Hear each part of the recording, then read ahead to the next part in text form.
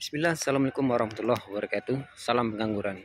Halo teman-teman, jumpa lagi di channel kami di Istana Anggur, istananya para pengangguran. Kali ini kita akan angkat topik ya teman-teman. Ini saat ini lagi musim hujan ini. Kebetulan hujan sudah mereda. Jadi di sini kita akan mengambil beberapa topik untuk perawatan anggur yang sudah berbuah ya. Ini usianya kurang lebih 40 hari nih ya. Lebih dari 40 hari ini sudah seperti ini, 40 hari pasca pemangkasan.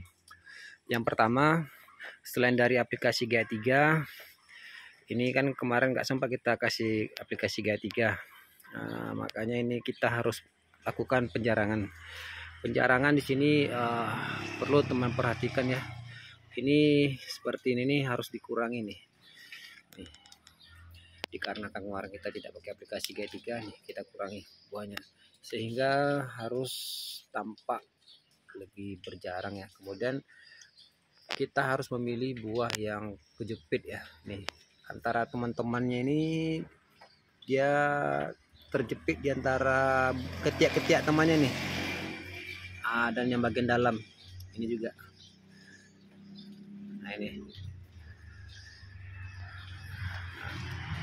Kenapa kok kita harus membuangnya ya? Yang pertama, kita mengantisipasi saat proses pematangan ini akan menjadi sebuah wabah ya, wabah penyakit baru nanti, mengundang hama-hama tungau nanti, karena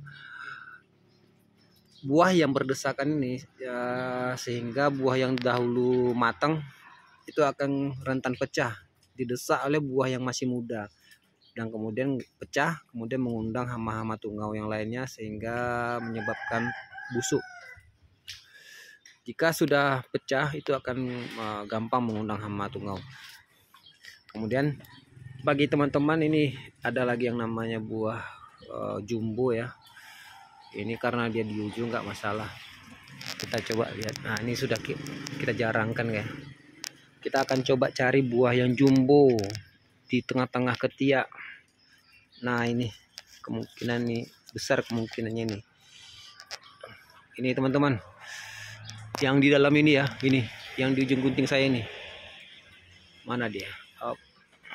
Nah, ini nih. Kita coba ya. Nah, ini dia. Kurang jelas ya. Nah, ini nih. Nah, itu nampak itu ya, itu di ujung jari telunjuk saya itu. Ini juga akan rentan, akan pecah saat berdesakan. Kita harus buang ini. Tapi di sini bisa kita selamatkan, tapi nggak bisa ini ya. Paksa kita buang ini. Ini posisinya kejepit ini. Kejepit. Jatuh. Nah, itu jatuh buahnya gelinding. Sudah nggak ada lagi. Itu yang harus diwaspadai ya. Ini jenis akademik ini harus waspada itu untuk buah yang kejepit. Nah, ini buah-buah yang besar. Kenapa kita pilih yang paling besar? Apa nggak sayang? Sebetulnya sayang. Cuman karena yang besar ini dia lebih cepat, untuk proses pematangannya lebih cepat. Dia akan matang sendiri, yang kawannya belum, sehingga gampang kegencet oleh teman-temannya. Nah, yang ketiga ini, yang ini teman-teman ya, buah yang kecil dari yang teman-teman yang lainnya. Untuk kualitas, biasa kalau kita jual di pasaran ya, kalau buahnya besar-besar itu nilai jualnya lumayan bagus ya. Nah, ini kita pilih yang kecil-kecil, yang berdesaan. Nah, ini juga, ini ada juga yang kecil nih, berdesakan ini.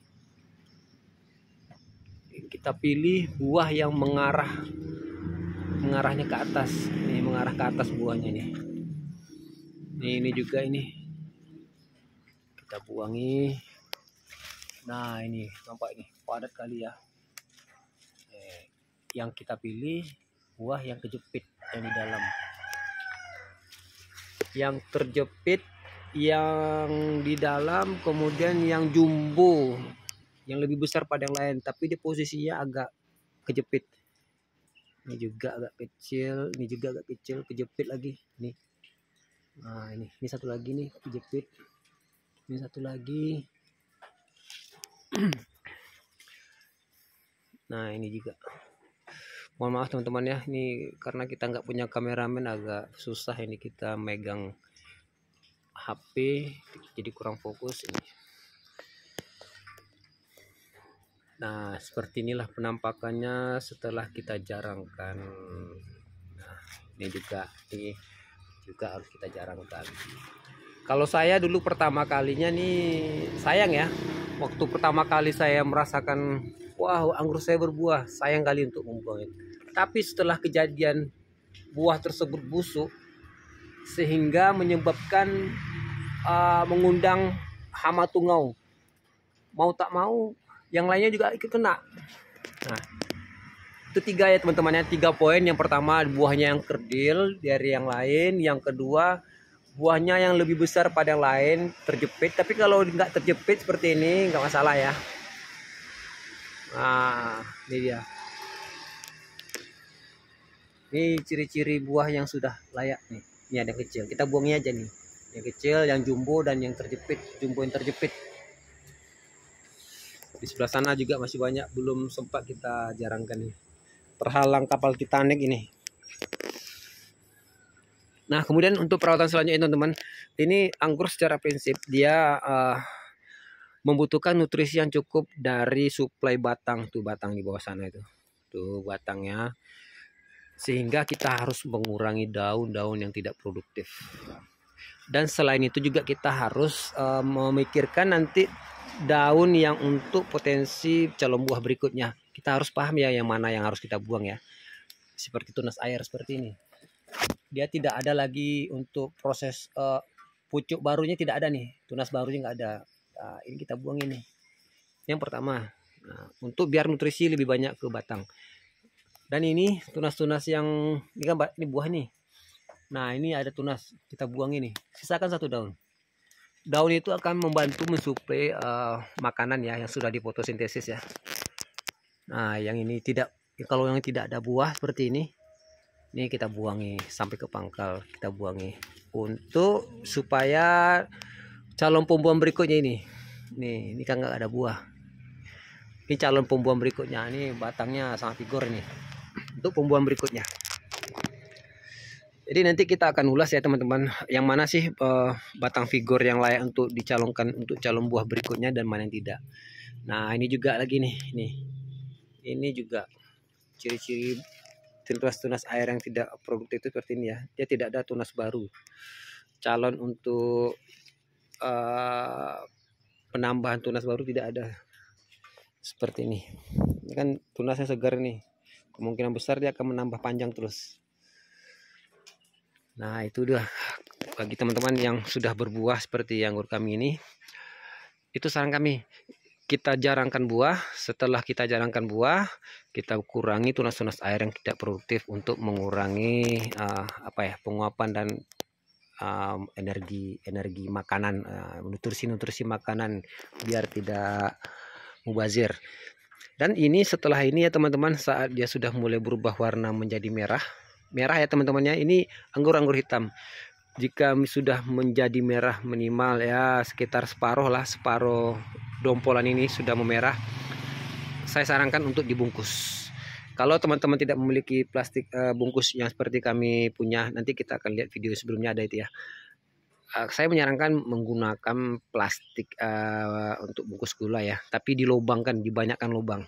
Kenapa kita kasih lubang yang banyak? Untuk supaya tidak terlalu panas di dalam ya. Supaya tidak panas, jika panas dia akan gosong ini. Akan menyebabkan buahnya jadi stuck. Dia butuh suplai oksigen juga. Kalau tidak ada masuk oksigen, jangan sampai kedap kali ya. Nah itu. Dan ini juga ada akar-akar ya teman-teman. Ini akar-akar angin namanya. Kalau teman-teman mau ini misalkan di sini nih. Ini ada buah. Ini ada buah. Di sini ada akar. Teman-teman bisa bungkus dengan plastik dengan dengan tanah. Nanti setelah akarnya sudah besar, teman-teman bisa potong dan ini bisa ditaruh di meja hidangan. Nah, untuk sebagai hiasan. Jadi intinya anggurnya sudah ada buah. Itu ya teman-teman ya. Sedikit ulasan dari kami mengenai penanganan perawatan buah anggur setelah 40 hari ini ya. Pasca pemangkasan. Mungkin kalau teman-teman ada komentar dan mau ditanyakan silakan tanya di komentar. Bukan maksud menggurui, tapi tujuan kami adalah untuk berbagi. Semoga teman-teman bisa turut sukses dalam membudidayakan anggur. Sekian dari kami. Wassalamualaikum warahmatullahi wabarakatuh. Salam pengangguran.